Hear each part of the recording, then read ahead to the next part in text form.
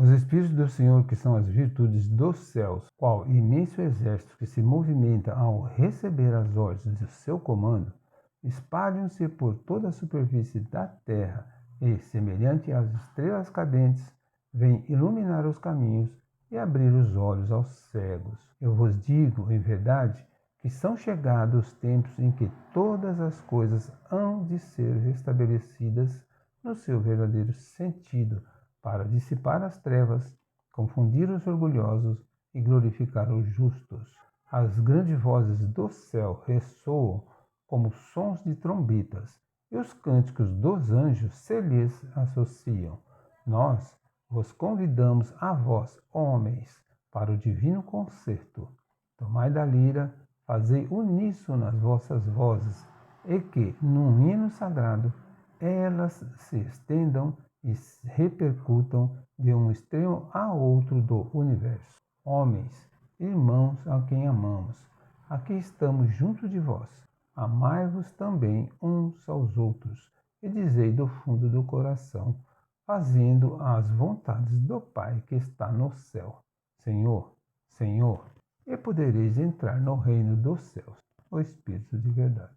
Evangelho de Jesus segundo o Espiritismo, estamos no capítulo 10. Bem-aventurados os que são misericordiosos. E vamos lá nos itens 11 a 13. Não julgueis para não ser julgados, atire a primeira pedra aquele que estiver sem pecado. No item 11.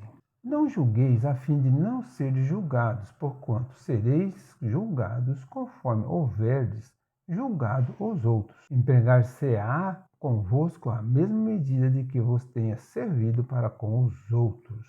Isso está lá em Mateus, no capítulo 7, versículos 1 e 2. Porque Jesus nos ensina a não julgar o próximo, para que não sejamos igualmente julgados, pois agirão para conosco do mesmo modo que agimos para com os outros. Empregar-se-á convosco a mesma medida de que vos tenhais servido para com os outros. No item 12. Então os escribas e os fariseus lhe trouxeram uma mulher que fora surpreendida em adultério, e pondo-a de pé no meio do povo, disseram a Jesus: Mestre, esta mulher acaba de ser surpreendida em adultério. Ora, Moisés, pela lei, ordena se lapidem as adúlteras. Qual sobre isso a tua opinião? Diziam isso para o tentarem e terem de que o acusar. Porém, Jesus, abaixando-se, entrou a escrever na terra com o dedo.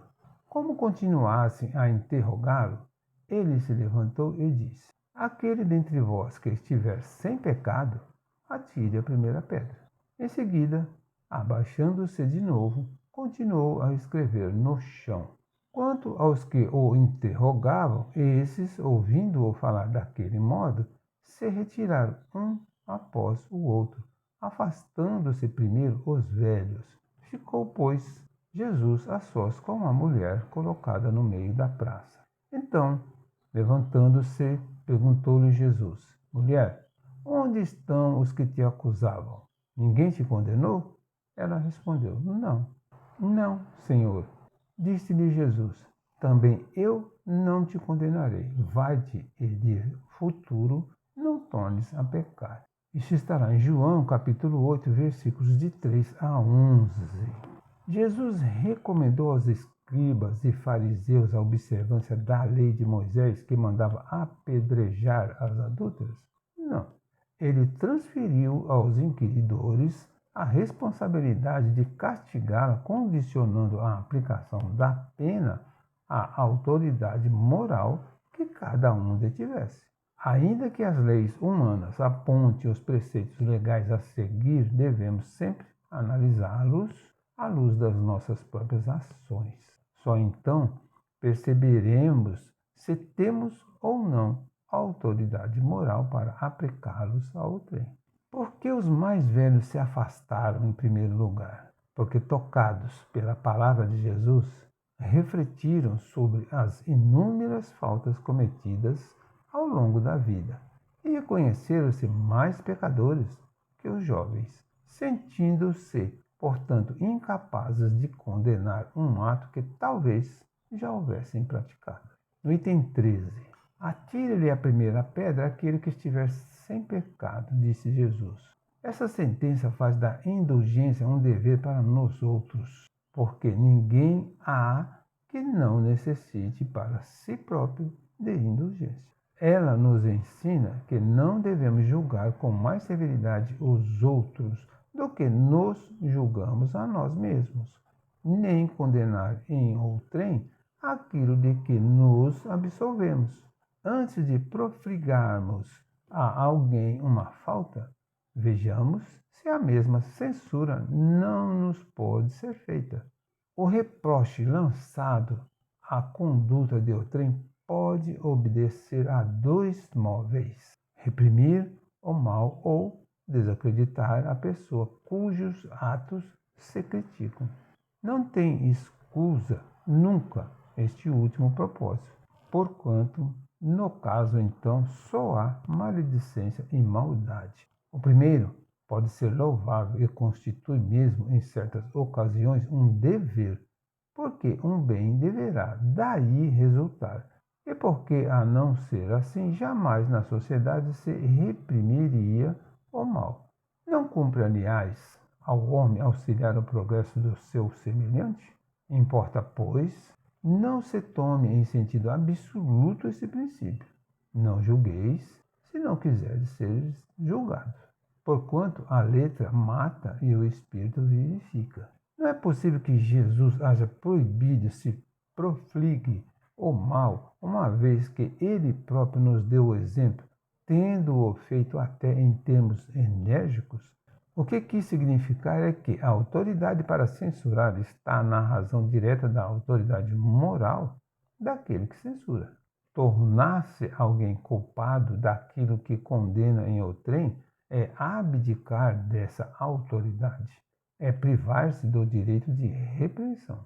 A consciência íntima, ademais, nega respeito e submissão voluntária àquele que, investido de um poder qualquer, viola as leis e os princípios de cuja aplicação lhe cabe o encargo.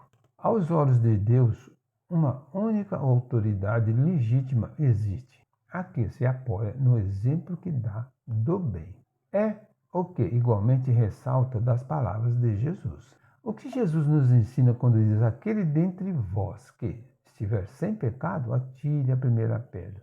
Ele nos ensina que não devemos julgar com mais severidade os outros do que julgamos a nós mesmos, nem condenar em outrem aquilo de que já nos absolvemos. Antes de atribuirmos a alguém uma falta, vejamos se a mesma censura não nos pode ser feita. Conclusão: antes de atribuir a alguém uma falta, vejamos se essa falta, essa censura, não nos pode ser feita. Antes de julgar alguém com severidade, procuremos ser tão indulgentes para com ele quanto o seríamos para conosco. Encerramos aqui uma parte do capítulo 10. Bem-aventurados os que são misericordiosos.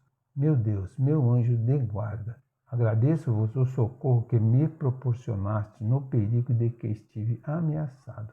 Seja para mim um aviso esse perigo e me esclareça sobre as faltas que me hajam colocado sob a sua ameaça. Compreendo, Senhor, que nas tuas mãos está a minha vida e que a podes tirar quando te apraza. Inspira-me, por intermédio dos bons espíritos que me assistem, o propósito de empregar utilmente o tempo que ainda me concederes de vida neste mundo. Graças a Deus e graças a Jesus.